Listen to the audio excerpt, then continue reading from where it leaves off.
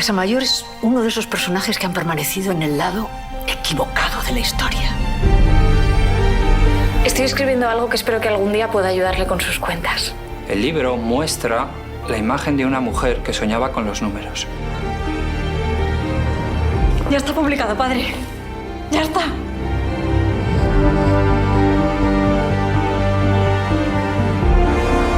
Ver el nombre de otro firmando un trabajo que has hecho tú no me gusta, no me parece honesto.